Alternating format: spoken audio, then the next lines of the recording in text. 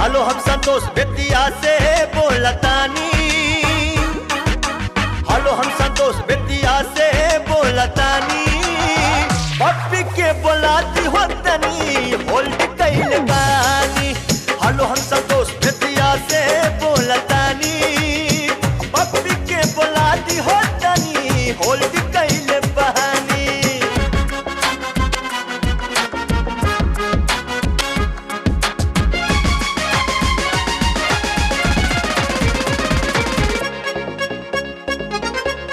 सुना बतिया से पेट न भरी दिदिया, कबई चढ़ल जवानी में। तोहरा पलंग बिना नींद ना आवे, तोहरा पलंग बिना नींद ना आवे। लागे अगिया लगा देबू पानी में, हो लागे अगिया लगा देबू पानी में।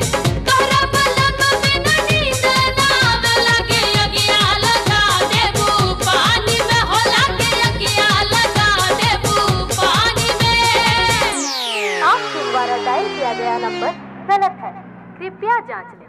तू नहीं के सखी हमके दिहली नंबर बा, कहली की जान पहचान बा, कहली की जान पहचान बा। रोज रोज भेंट हमार उनका से होला, बगले में उनके मकान बा, बगले में उनके मकान बा। इस रूट की सारी लाइनें व्यस्त हैं, कृपया SMS करें।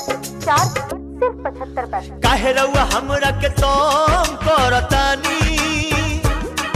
अरे काहे रउआ हमरा के तंग करतानी। पप्पी के बोलाती हो तनी होल्ड कैले बानी। पप्पी के बोलाती हो तनी होल्ड